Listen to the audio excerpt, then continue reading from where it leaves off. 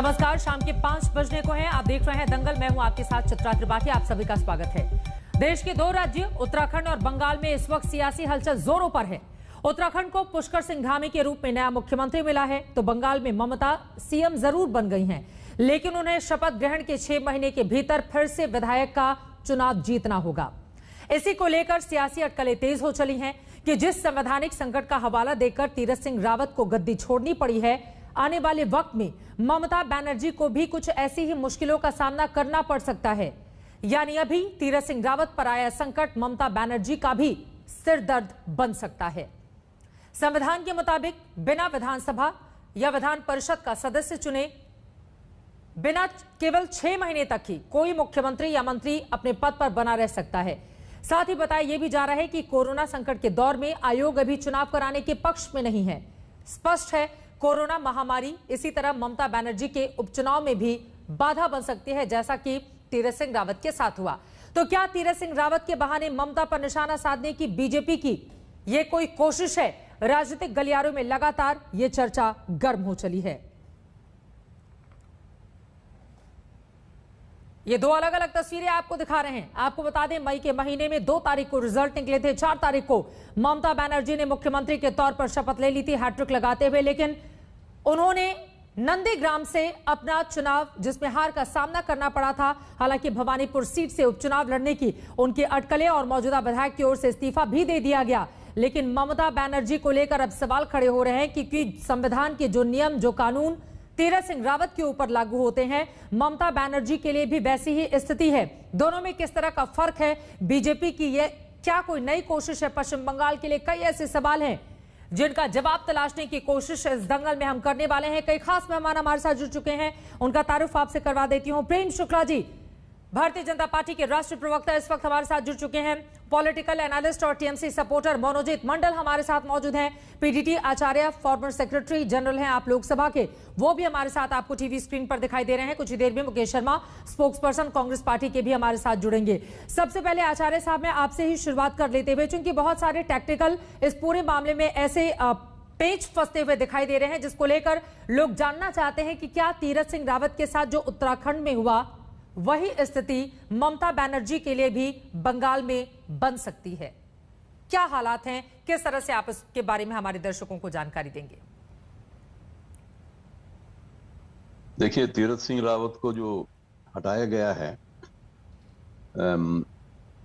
या उन्होंने जो इस्तीफा दिया है, तो उनको तो चुनाव लड़ना था जी। और जैसे हमारा कानून है उसके अंदर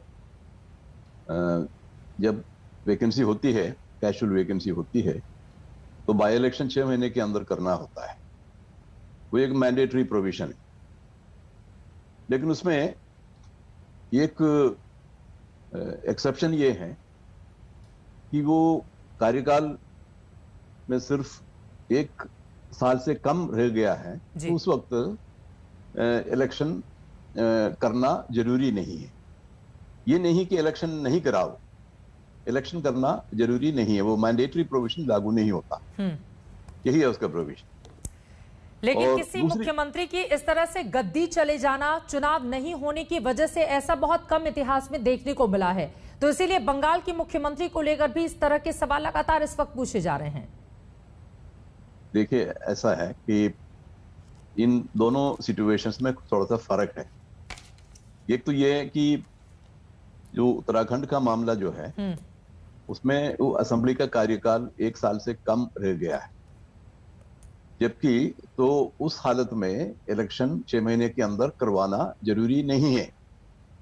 लेकिन जहां तक वेस्ट बंगाल का सवाल है, वो 6 महीने के अंदर इलेक्शन उनको करवाना होता है, वो मैंडेटरी है।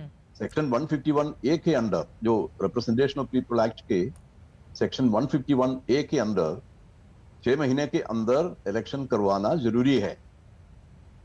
इट शैल बी हेल्ड, ऐसा है, तो मैंडेटरी प्रोविजन है। उत्तराखंड में वो मैंडेटरी नहीं है। ठीक है। और फिर इलेक्शन कमीशन, देखिए, और दूसरा शर्त ये है कि इलेक्शन कराना मुश्किल है। अगर मुश्किल है तो इलेक्शन कमीशन सेंट्रल गवर्नमेंट से कंसल्ट करके एक नोटिफिकेशन निकालेगा कि इलेक्शन करवाना मुश्किल है तो उसमें कोई रीजन बताना पड़ेगा, वो सारी चीजें हैं। लेकिन अभी तक उत्तराखंड के मामले में मेरे ख्याल से ऐसा कोई नोटिफिकेशन या कोई इंफॉर्मेशन तो इलेक्शन कमीशन की तरफ से आया नहीं है। तो बिल्कुल। इसलिए हम ये सोचते हैं, कम से कम मेरी नोटिस में तो नहीं आया, हम ये सोचते हैं कि यहां पर इस वक्त उत्तराखंड में इलेक्शन कमीशन पिक्चर में नहीं है। इस वक्त चीफ मिनिस्टर ने वो रिजाइन कर लिया और दूसरे चीफ मिनिस्टर अवधि शपथ ग्रहण करने जा रहे हैं। बिल्कुल तो है। यही महत्वपूर्ण सवाल है जिसको लेकर मैं सीधे बीजेपी के नेता के पास जाना चाहूंगी। देखिए साहब, लगातार पीडीटी आचार्य की ओर से जो बातें कही गई हैं, उत्तराखंड की और बंगाल की स्थिति में थोड़ा बहुत फर्क है, लेकिन माना यही जा रहा है कि उत्तराखंड के जरिए दरअसल बंगाल में भी एक बड़ा राजनीतिक मैसेज देने की कोशिश बीजेपी की ओर से की जा रही है। किस तरह के हालात हैं, बताइए प्रेम शुक्ला जी, क्या है बंगाल को लेकर आप लोगों की अगली रणनीति? देखिए, हालात तो आदरणीय आचार्य जी ने स्पष्ट कर दिए। दोनों की स्थितियों में अंतर है। उत्तराखंड में चुनाव में 1 वर्ष से कम का समय है और 1 वर्ष से कम का समय होने के नाते वहां निर्वाचन आयोग ये निर्णय ले सकता था कि यहाँ चुनाव कराएं या ना कराएं। न कराने की संभावनाएं निश्चित तौर पर थी। पश्चिम बंगाल में इस तरह की कोई स्थिति नहीं है। पश्चिम बंगाल में पूरे 5.5 वर्षों का समय सबके हाथ में है और मुझे लगता है कि वहां निर्वाचन आयोग को निर्णय लेना है और निर्वाचन आयोग के निर्णय के संदर्भ में भारतीय जनता पार्टी रणनीति कैसे बना सकती है? निर्वाचन आयोग एक संवैधानिक संस्था है। अब निर्वाचन आयोग को यह तय करना है कि वो निर्वाचन कब कराती है और वहां भवानीपुर में ऑलरेडी जो है वहां के एमएलए ने रिजाइन किया है, तो रिजिग्नेशन से 6 माह के भीतर वहां चुनाव करवाने हैं। निर्वाचन आयोग के निर्णय के पहले ही आपने मुख्यमंत्री क्यों बदल दिया उत्तराखंड का? नहीं, हम तो हमारा इसलिए क्योंकि प्रोविजन ऑलरेडी 151 में ऑलरेडी प्रोविजन दिखाई दे रहा है। हाँ, लेकिन सितंबर तक का वक्त था आपके पास। इतनी ज्यादा जल्दबाजी इसी जुलाई के शुरुआती हफ्ते में क्यों की गई बीजेपी की ओर से? क्योंकि अभी तो सितंबर बाकी था ना। भारतीय जनता पार्टी निर्वाचन आयोग का निर्णय आने के बाद ही निर्णय क्यों ले? उसके निर्णय आने के पहले भी निर्णय ले सकती है। तो भारतीय जनता पार्टी ने स्थिति नहीं उत्पन्न होने दी, इसमें किसी को क्या आपत्ति हो सकती है? मोनूजीत मंडल जी, सीधे आपका रुख करते हुए, चूंकि बहुत सारे जो राजनीतिक विश्लेषक हैं वो इसी बात को मान रहे हैं कि उत्तराखंड के जरिए बंगाल को लेकर भी बीजेपी की एक सियासी कोशिश हो सकती है, क्या है इस पर टिप्पणी? क्योंकि आज के जितने भी अखबार निकाल लीजिए, सोशल मीडिया प्लेटफॉर्म पर लगातार ये चर्चा चल रही है कि कहीं ऐसा तो नहीं कि उत्तराखंड के बहाने बंगाल निशाना, क्या है इस पर? ऐसा नहीं है, ऐसा ही है। बंगाल बीजेपी का जो अभी प्रेस कॉन्फ्रेंस हो चुकी है, यहाँ का जो चीफ है दिलीप घोष और सारे नेता यही कह रहे हैं कि ममता दी को छोड़ देना चाहिए, अभी छोड़ देना चाहिए। अरे क्यों आप लोग इतना तरह से बुरी लूजर हो? It's disgraceful on your part. आप इतने बुरी तरह से हार गए हो, उसके बावजूद भी आपको ये शिकार नहीं है हार, यही आपका प्रॉब्लम है, ये आपका ईगो कोसते हैं। प्राइम मिनिस्टर साहब इतना सारा रैली किया है, होम मिनिस्टर साहब ने 200 का पार का ऐलान कर चुके थे। उसके बाद एक छोटी मोटी नेता है ममता दी, आपसे बढ़कर कोई नहीं है, उनके पास इस तरह से बुरी तरह से हार गए हो। ये बात इतनी जल्दी हजम हो सकती है क्या? नहीं हो सकती है। हर तरह से अभी भी इलेक्शन के बाद भी, इलेक्शन के टाइम में भी और अभी भी ममता दी को घेरने की कोशिश कर रहे हैं, क्योंकि उनका भय दूसरा जगह पे है, नेशनल लेवल पे है। इलेक्शन कमीशन अभी बंगाल का जो स्थिति है बहुत ही अच्छे है। कोरोना यहाँ पर लगभग खत्म हो चुकी है। अभी यह करीब 1000 के आसपास केसेस है। इलेक्शन कमीशन को हमारा स्टेट गवर्नमेंट ने बिल्कुल लिख चुका है कि यहाँ इलेक्शन करने की स्थिति है। 7 जगह में इलेक्शन होनी है, कलकत्ता में सिर्फ एक ही जगह में इलेक्शन होनी है। इलेक्शन कमीशन आप क्या करते हैं हम देखेंगे, अगर नहीं करते तो उसके बाद हम देखेंगे क्या करना है। बोलिए प्रेम शुक्ला जी, में अभी तक लगातार अदालत है, 8 चरणों में चुनाव कराए जाने से लेकर उसके बाद की स्थिति में भी हम सब ने देखा चुनाव आयोग किस तरह से निशाने पर रहा और लगातार चुनाव आयोग और बीजेपी को एक साथ घेरती रही है तृणमूल कांग्रेस। तो ऐसे में स्थिति तो बनी। आपके जो स्थानीय बीजेपी के नेता हैं बंगाल के, वो तो अभी से माहौल बनाने लगे हैं, जैसा कि मोनूजीत मंडल बता रहे हैं। देखिए, निर्वाचन आयोग को क्या निर्णय लेना है निर्वाचन आयोग लेगा। अब नैतिकता की बात तो टीएमसी वाले ना ही करें। अगर जरा भी ममता बनर्जी में नैतिकता होती तो नंदीग्राम में दारुण पराजय के बाद क्या वो मुख्यमंत्री पद का शपथ ग्रहण करती? तो नैतिकता तो ममता में नहीं है, लेकिन ये निर्वाचन आयोग को निर्णय लेना, उस पर हमारी टिप्पणी का कोई औचित्य ही नहीं है। निर्वाचन आयोग को लगेगा कि वहां चुनाव कराने जैसा माहौल है तो निर्वाचन आयोग निर्णय लेगा। उस निर्णय को भारतीय जनता पार्टी ने इन्फ्लुएंस कर सकती है, टीएमसी इन्फ्लुएंस कर सकती है। हालांकि टीएमसी की का यह अभ्यास रहा है कि लगातार वो निर्वाचन आयोग जैसे संवैधानिक संस्थानों के खिलाफ प्रहार करे, हाईकोर्ट के खिलाफ प्रहार करे। वो जाकर स्पेशल सीबीआई कोर्ट में चले जाते हैं और सीबीआई कोर्ट को दबाव बनाते हैं, सीबीआई के दफ्तर को घेर लेते हैं। तो संवैधानिक संस्थानों का अपमान करना ये टीएमसी का अभ्यास है, वो टीएमसी करती रहेगी। हम निर्वाचन आयोग जो एक संवैधानिक संस्थान है उसके निर्णय का आदर करेंगे। चुनाव आयोग को लेकर चित भी मेरी पट भी मेरी। मनोजीत मंडल जी, लगातार आप इस तरह की स्थिति बनाते रहे। मुकेश शर्मा जी, इसके बाद मैं फौरन आपके पास आऊंगी। हाँ, चुनाव आयोग पर तो आप लोगों को भरोसा है। हाँ, संस्थाएं को हम रेस्पेक्ट करते हैं, लेकिन आप देखिए संस्था में कौन कौन बैठता है, उनके पास उनके साथ क्या होता है। चीफ जस्टिस ऑफ इंडिया को रिटायर होने के 1 महीने पहले आप पॉलिटिक्स में ले आते हो। इलेक्शन कमीशन ये सब जो थे पहले, अभी तक इलेक्शन कमीशन 2 ही है। ये देश के लिए खतरनाक है, 3 होनी चाहिए। अभी तक इलेक्शन कमीशन अरे अभी डिस्पाइट मत जे सुनिए, बात सुनिए, आप पूरे पकड़ रहे हो ना, आप सुनिए रिटायरमेंट पहले ने बोला, बाद में बोला, सुनिए, अरे बाद में बोला कभी देश में इस तरह का हालत कभी नहीं हुआ था। अरे आप इतना उत्तेजित क्यों हो? आप इतना उत्तेजित क्यों? आपको शर्म आनी चाहिए। आप किसी को बोलने नहीं देते हो। क्यों शर्म आनी चाहिए? किसी को बोलने नहीं देते हो। इस तरह से डिबेट नहीं होनी चाहिए। इस तरह से डिबेट नहीं होनी चाहिए। आप हो एक party, you are a party of the third, supreme court के जज को आप जो है राज्यसभा भेजने की परंपरा नहीं है। दिखाई दे रहा है, टीवी पर भी दिखाई दे रहे हो। आप रंजन गोगोई के बदतमीज हमला कर रहे हैं। अरे नीचे से लेकर ऊपर तक बदतमीज हो, नीचे से लेकर ऊपर तक बदतमीज हो, दूसरों को बात नहीं करने देते हो। ये सब तृणमूल कांग्रेस पार्टी के लिए। You are a shameless person. किसने मना किया? Your party is a shameless party. Your party is a shameless party. You are a confirmed thug. You are a party of the thug. You have destroyed this country. आपने देश दोनों लोग साथ में बोलेंगे, एक तो समझ में नहीं आएगा।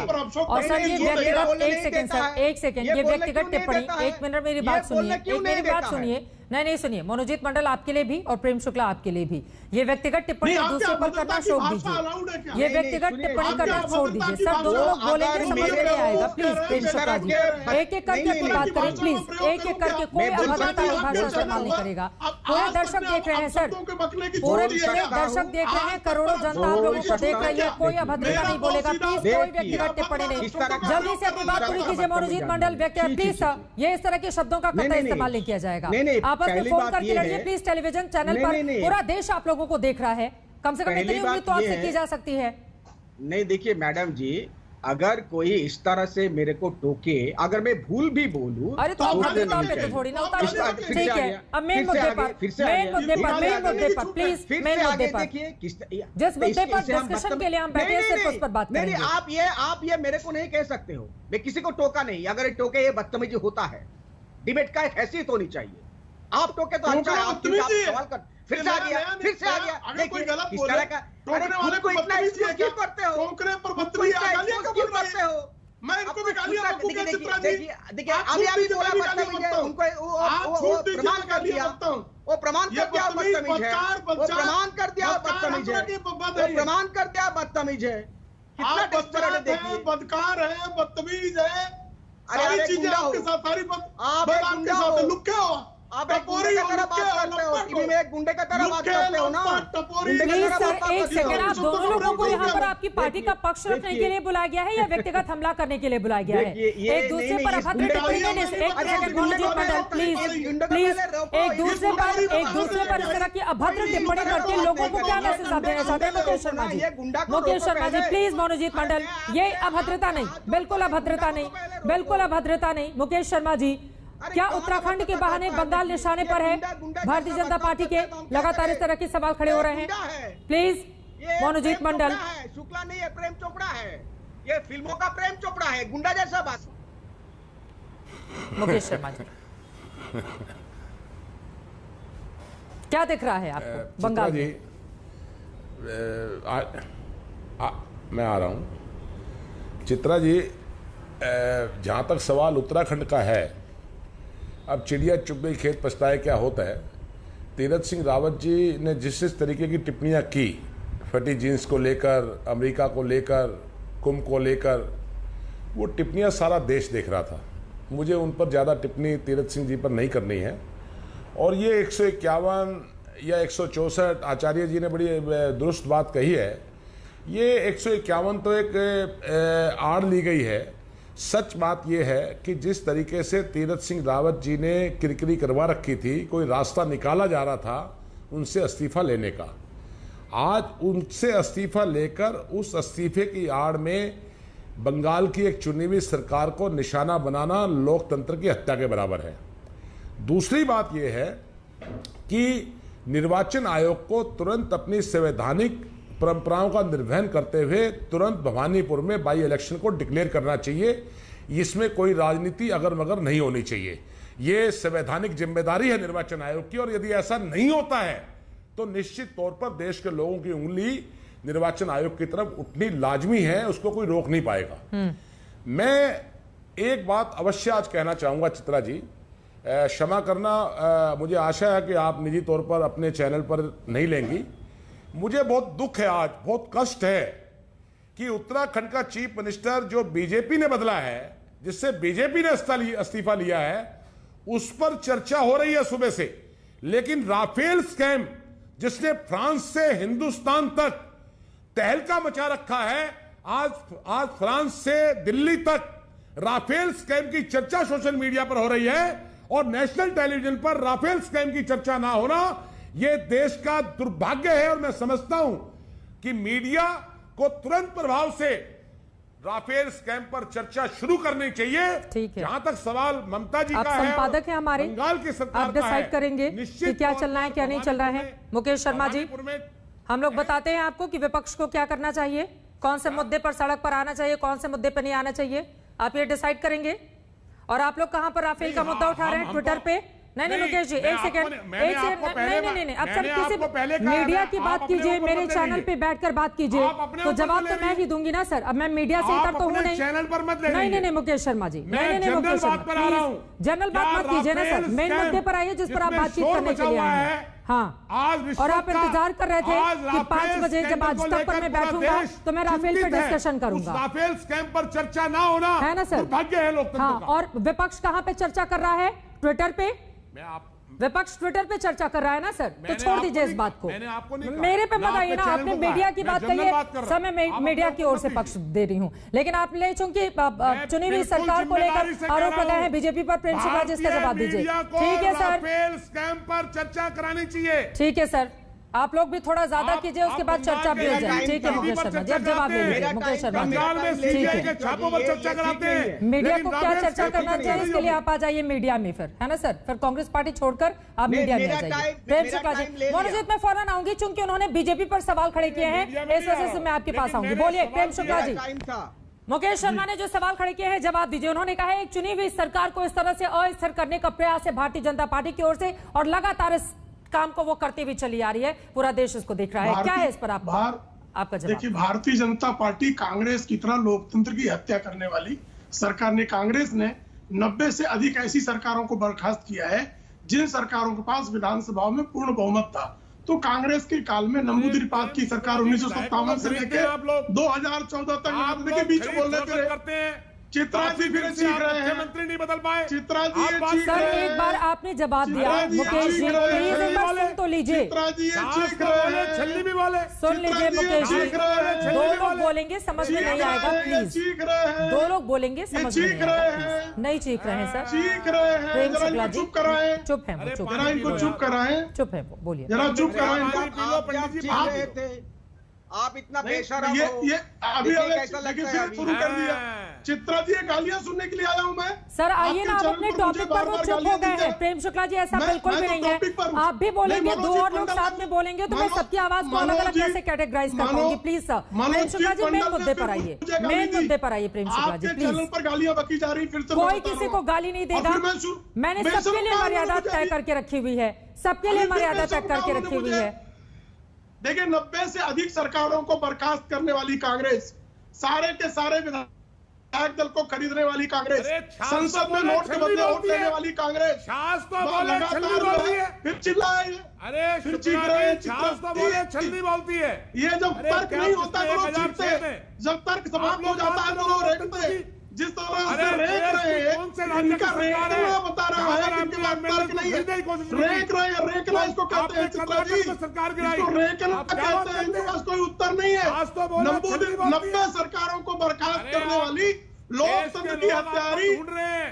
आपातकाल देश लगाने के वाली, लोग आपको ढूंढ देश रहे को हैं। बेचने वाली, आप समय आने 2G, दीजिए चुनाव 3G, का, आपको जीजाजी मैं करने बताऊंगा। वाली भ्रष्ट दुष्ट अरे देश- कांग्रेस को जो है अरे लोकतंत्र राफेल में स्कैम भाषण में खा देने गए का लूट के आप। कोई अधिकार नहीं है। राफेल स्कैम पर आइए, राफेल पर। लगातार चोरकटाई करने वाले राफेल पे आइए, राफेल चोरों के पर। सगे जीजाजी, मैं आप तो आ रहा हूँ ना राफेल जीजाजी स्कैम के पर जवाब भ्रष्टाचार दीजिए। पर, मैं आ रहा हूँ जीजाजी के भ्रष्टाचार पर, अरे जीजाजी का छाछ भरने बोले, वाली छल्ली बोलती सोनिया है। अम्मा के भ्रष्टाचार पर छाछ तो- 420 श्रीमती वो जय शाह 420 का क्या हुआ? सोनिया गांधी, श्री जय 420 शाह। राहुल गांधी, श्री 420 रॉबर्ट वड्रा, श्री अरे 420 रंगा राहुल बिल्ला गांधी, सब रंगा बेल पर बिल्ला बेल चोर है। पर 420 हम जिस टॉपिक पर बात करने के लिए आए हैं प्लीज सर, ये एक second please please please please please please इस टॉपिक से इधर, ठीक है, आप लोग मुद्दे से भटक रहे हैं, इस तरह से आप लोगों को नहीं लड़ना है। पीडीपी आचार्य जी, हो गई आप लोगों की बात, मेन मुद्दे पर बातचीत करने के लिए बुलाए हैं, लेकिन आप लोग न जाने कहां कहां होकर आ रहे हैं। साहब मुकेश शर्मा जी, मेन मुद्दे पर रहिए ना। आप लोगों को बताया गया होगा ना कि किस टॉपिक पर आपको बुलाया गया है, या तो आप लोग पढ़ के नहीं आए, जानकारी लेकर नहीं आए, अपनी पार्टी का पक्ष आपको रखना है यहाँ पर। प्लीज सर मुकेश शर्मा जी, नहीं भाषा का स्तर इसका खुद ठीक है। खुद पे भाषा का स्तर सुधारिए आप लोग, है ना, खुद पे भाषा का स्तर सुधारिए प्लीज प्लीज प्लीज प्लीज रंगा बिल्ला प्लीज। कौन है? मुकेश शर्मा जी, मुकेश शर्मा जी, पीडीपी आचार्य सबको हटाइए आप, सबको ऑडियो डाउन कीजिए। गांधी बताओ तड़ी बार कौन है? बार वाला पीडीपी आचार्य जी, पीडीपी आचार्य जी के पास में जाऊंगी, सबका ऑडियो बंद कीजिए प्लीज। पीडीपी आचार्य जी, मैं सीधे आपके पास आते हुए, चूंकि जिस मुद्दे पर हम डिस्कशन कर रहे हैं, इस तरह के शोर में वो मुद्दा गुम हो जाएगा। देखिए, जो नियम क्या है वो भी हम अपने दर्शकों को बता रहे हैं। संविधान का अनुच्छेद 164(4) के मुताबिक कोई भी मंत्री विधानसभा विधान परिषद का सदस्य अगर नहीं बनता है, सीएम या फिर मंत्री, तो फिर उसको 6 महीने के भीतर इस्तीफा देना होगा। यही स्थिति ममता बनर्जी को लेकर, चूंकि 4 मई को उन्होंने शपथ लिया था और 4 नवंबर तक विधानसभा का सदस्य बनना उनके लिए जरूरी है। अभी मौजूदा स्थिति में कोरोना का काल है, राज्य सरकार जो भी करे या कहे, लेकिन चुनाव आयोग ने हाल के दिनों में देखा था कि बंगाल में जब आखिरी 2 चरणों के इलेक्शन हो रहे थे, उस समय कोरोना के आंकड़े बढ़ते हुए चले जा रहे थे। उसके बाद चुनाव आयोग लगातार निशाने पर था और कई टिप्पणियां भी उसके खिलाफ की गई थी। ऐसी स्थिति में जब तक वो पूरी तरह से सुनिश्चित नहीं कर लेता है कि कोरोना के कारण किसी की भी जान नहीं जाएगी, तब तक ऐसा लगता नहीं कि वो चुनाव कराने की स्थिति में होगा। अगर 4 नवंबर तक बंगाल में चुनाव नहीं कराए जाते हैं तो क्या होगा? पीडीपी आचार्य जी। देखिए, ये जो सवाल है अभी इस वक्त ये खड़ा नहीं होता, ये हाइपोथेटिकल क्वेश्चन है जी।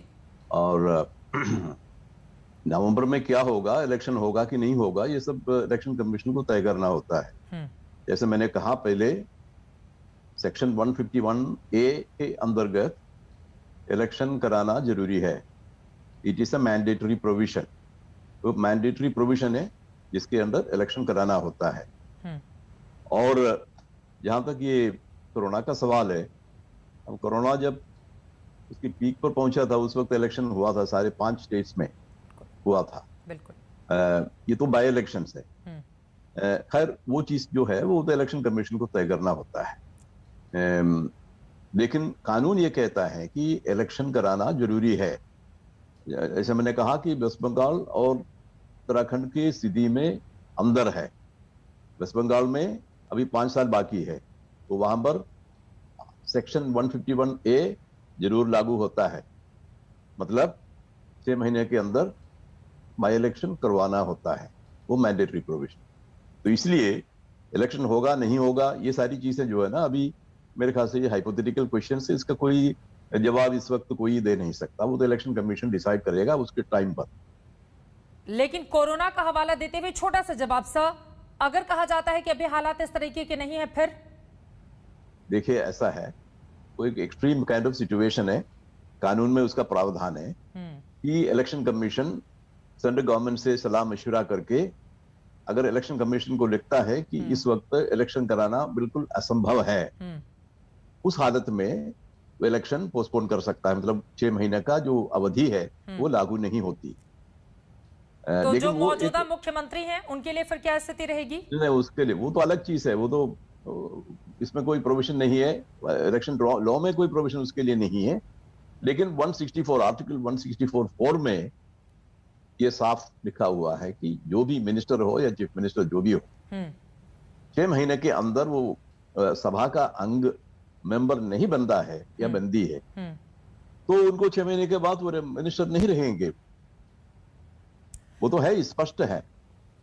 फिर ममता बनर्जी क्या करेंगी अगर इस तरह के हालात बन जाते हैं? तो हम सब ने देखा है केंद्र सरकार के साथ बंगाल सरकार के किस तरह के रिश्ते हैं। इसी वजह से बार बार सवाल ये पूछा जा रहा है कि क्या उत्तराखंड बहाना है और बंगाल निशाना है। यहीं से चर्चा में आगे बढ़ेंगे। एक छोटे से ब्रेक के बाद हम फौरन लौट रहे हैं। चर्चा लगातार जारी है, कहीं जाएगा मत, आप देखते रहिए आज तक। रावत बहाना क्या ममता निशाना, इसी बात को लेकर लगातार चर्चा जारी है। मनोजीत मंडल, आपको रोकना पड़ा था, बीच में आप कुछ कहना चाह रहे थे, लेकिन आप तीनों ही पॉलिटिकल मेहमान से मेरी ये गुजारिश है कि बिना व्यक्तिगत टिप्पणी करे जिस मुख्य मुद्दे पर चर्चा के लिए बुलाया गया है प्लीज हम उसी पर अपना पूरा ध्यान लगाएं और अपनी पार्टी का पक्ष रखें। बताएं मनोजीत मंडल, हालात अगर इस तरह के रहे तो फिर आगे क्या करेगी आपकी पार्टी? नहीं, हालत इस तरह का क्यों रहेगी? जब इतना सारा कोरोना केसेस थे तब भी इलेक्शन हुआ, तब हमने मना किया था कि एक साथ कर लो, और आखिर में दो जो फेज में इलेक्शन हुआ था तब इलेक्शन कैंपेन भी हमने ठीक से नहीं किया।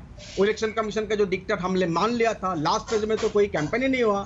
तो अभी ये तो बाई इलेक्शन है, 7 दिन का मोहलत दे दीजिए और वर्चुअल कैंपेनिंग में हम जा सकते हैं। फिर भी हम कह रहे हैं कि बंगाल में आज की डेट में कोरोना बिल्कुल कम है, और ये क्या कौन डिसाइड करेगा? स्टेट का हालत क्या है उसके आधार पर इलेक्शन कमीशन डिसाइड करेगा। स्टेट के आधार क्या है? स्टेट गवर्नमेंट डिसाइड करेगी, नॉट द सेंट्रल गवर्नमेंट। अगर ये लोग हम लोगों का मत मांगे थे, हम लोगों ने कह दिया, गवर्नमेंट ने कह दिया कि अभी यह स्थिति है, इलेक्शन करने के लिए, और बहुत सारा उपाय है इलेक्शन, वो चाहे तो बहुत सारे उपाय है। कह सकते हैं कि कैंपेन वर्चुअल कैंपेन होगी, कोई लोग एक दूसरे से नहीं मिलेगी। मैं फिर भी कह रहा हूँ इस तरह का स्थिति बंगाल में अभी नहीं है।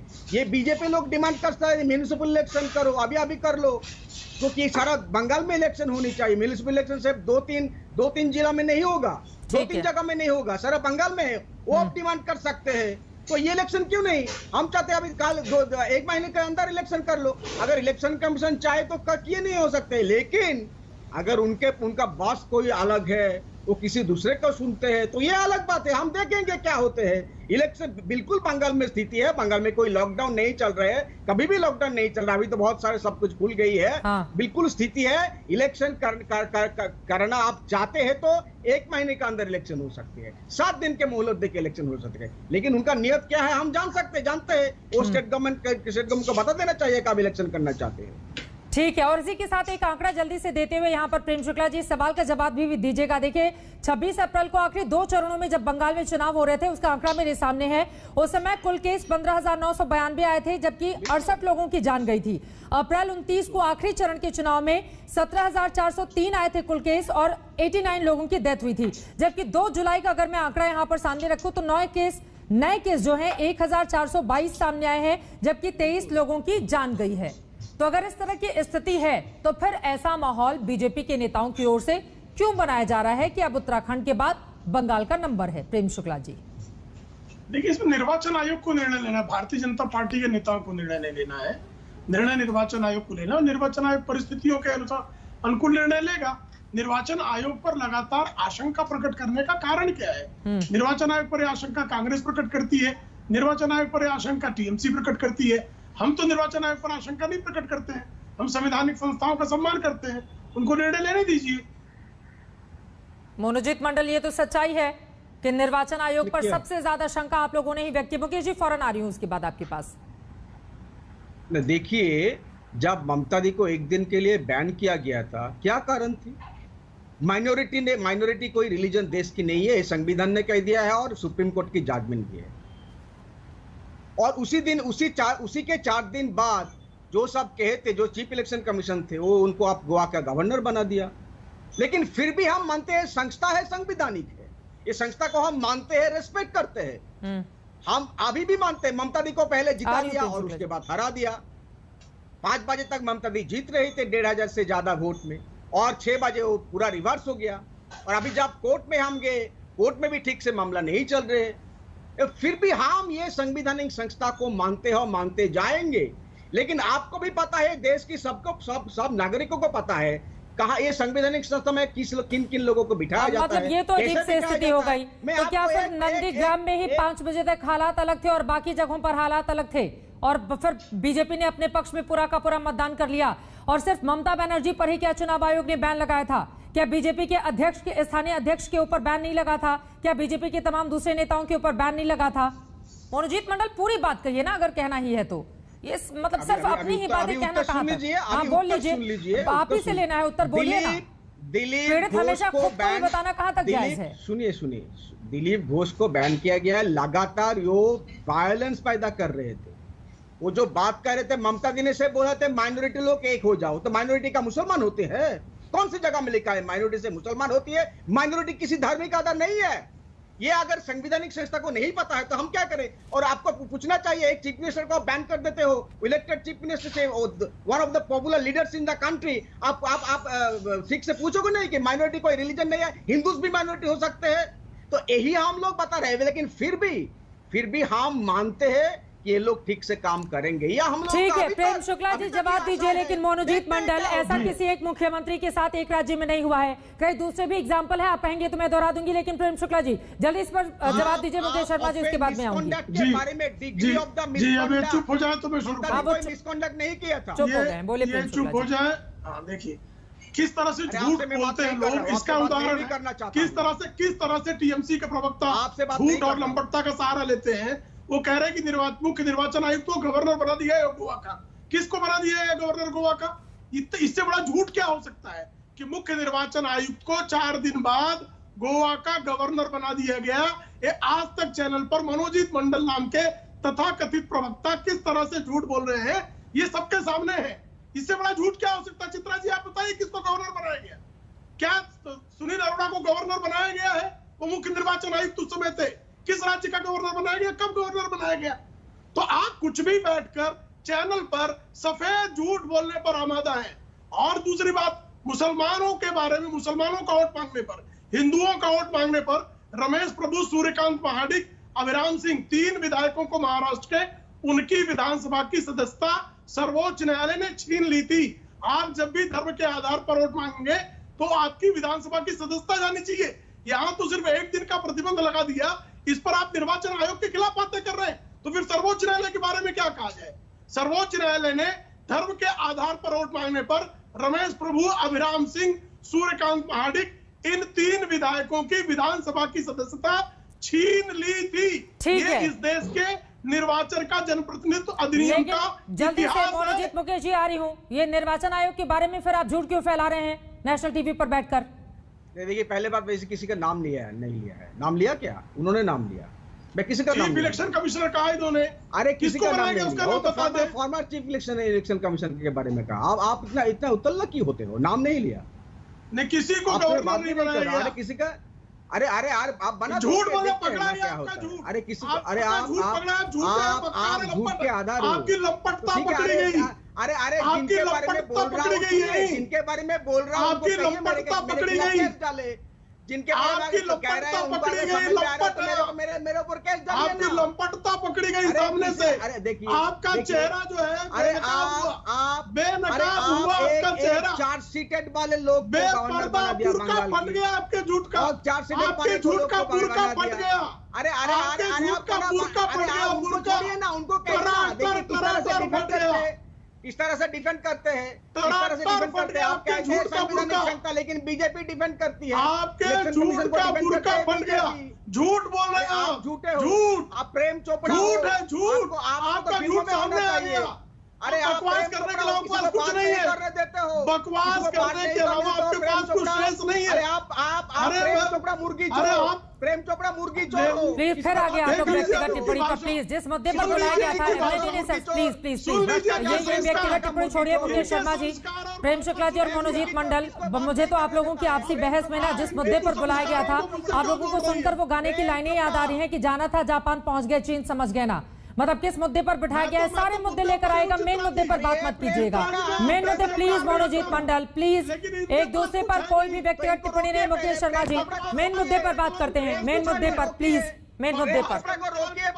प्लीज मनोजीत मंडल, उनका नाम प्रेम शुक्ला है।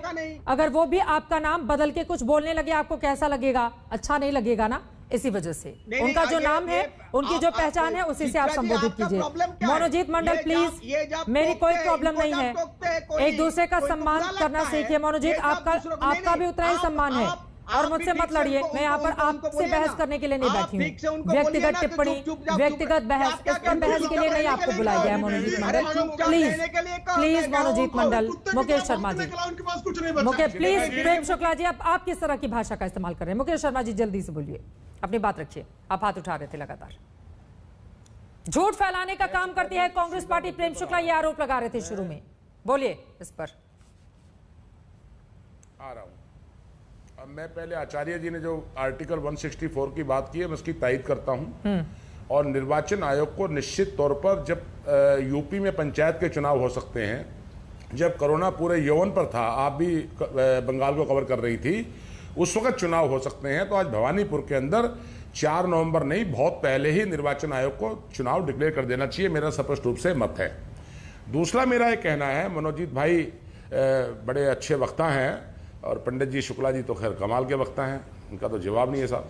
लेकिन एक बात मैं अवश्य कहना चाहूँगा कि ये अच्छी आदत है, कोई किसी की सेवा करे तो उसको इनाम मिलना चाहिए यार। इसमें मनोजीत भाई क्या दिक्कत है? ये तो इनका नियम है मोदी सरकार का, जो इनकी सेवा करता है उसको ये प्रोत्साहन और इनाम देते रहे हैं, कोई नई बात नहीं है। कोई राज्यसभा हो, कुछ भी हो। मैं एक बात बड़े स्पष्ट रूप से कहना चाहता हूं, जो शुक्ला जी ने अभी कांग्रेस की बात आपने चित्रा जी कही है, मैं एक बात निवेदन के तौर पर चित्रा जी कहना चाहता हूं आपके चैनल पर बैठकर कि आज देश राफेल स्कैम पर प्रधानमंत्री जी से स्पष्टीकरण चाहता है। प्रधानमंत्री जी सामने आए और राफेल स्कैम में क्या गड़बड़ घोटाला है, फ्रांस की अदालत ने क्या कॉग्निजेंस लिया है, उस पर भारत सरकार को, प्रधानमंत्री जी को, विदेश मंत्रालय को, रक्षा मंत्रालय को तुरंत प्रभाव से स्थिति स्पष्ट करनी चाहिए। इससे पूरी दुनिया के अंदर हिंदुस्तान की किरकिरी हो रही है। जहां तक सवाल इन्होंने दूसरे हमारे नेताओं पर आरोप लगाया है, मैं सिर्फ इतना कह दूं प्रेम शुक्ला जी, आपकी पूरी सरकार लगी रही। एक 2G 3G जहां आप जो लोग शोर मचाते हो, की खानी पड़ी है। अदालत ने हर मामले में क्लीन चिट दी है, हर मामले में क्लीन चिट दी है। और आपको बता दूंगा कौन रंगा बिल्ला सारा देश जानता है। रंगा बिल्ला सारा देश जानता है। कोकीन खाने वाले को भी जानते हैं। कोकीन खाने वाला बार बाला दलाली खाई, कौन है बार बाला, कौन है बार बाला, कौन है बार बाला? संजय गुप्ता किसको बार बाला कहते थे? बार बाला कौन है सर? कौन है? आज की डिबेट में ऐसा लग रहा है कि सारी की सारी लकीरें अभद्रता की जो होती हैं उसको क्रॉस करने के लिए क्या हम यहाँ पर डिबेट करने के लिए बैठे हैं? जिसमें मेन मुद्दे पर लगातार डिस्कशन हो रहा था कि उत्तराखंड वाली स्थिति क्या बंगाल में भी बन सकती है, उसको लेकर हम यहां पर मुद्दे पर बहस करने के लिए आए थे। लेकिन कहां पहुंच गए, मेन मुद्दा कहीं गौर सा होता हुआ दिखाई दिया। लेकिन इन सब के बीच बार बार यही सवाल है कि कहीं तीरथ निशाना और बंगाल को इसी बहाने अब अलग तरीके से आगे बढ़ाने की कोशिश तो कहीं नहीं की जा रही है। आगे क्या होगा 4 नवंबर तक? क्या पश्चिम बंगाल में चुनाव हो जाते हैं? भवानीपुर से क्या लड़ेंगी और जीतेंगी ममता बनर्जी? कई ऐसे सवाल हैं जिनका जवाब मिलना अभी बाकी है और इस खबर पर लगातार हमारी नजर बनी रहेगी। एक छोटे से ब्रेक के बाद हम फौरन लौटेंगे, कहीं जाएगा मत। आप तमाम मेहमानों का मेरी आवाज आप सभी को मिल रही होगी, बहुत शुक्रिया हमारे साथ इस चर्चा में शामिल होने के लिए। ब्रेक के बाद फौरन लौटेंगे, आप देखते रहिए आज तक। रावत बहाना क्या ममता बनर्जी निशाना? इसी बात को लेकर लगातार दंगल में हम बहस कर रहे थे क्योंकि तीरथ सिंह रावत को हटा दिया गया, लेकिन जिन संविधान के नियमों का हवाला दिया गया है, कहा यह जा रहा है कि वही चीजें तो पश्चिम बंगाल में भी लागू होती हैं। ऐसे में अब आगे क्या होगा, इस पर लगातार रहेगी आज तक की नजर। एक छोटे से ब्रेक के बाद फौरन लौटेंगे। आगे उपराज्यपाल मनोज सिन्हा के साथ जम्मू कश्मीर की स्थिति पर खास इंटरव्यू जरूर देखिएगा, देखते रहिए आज तक।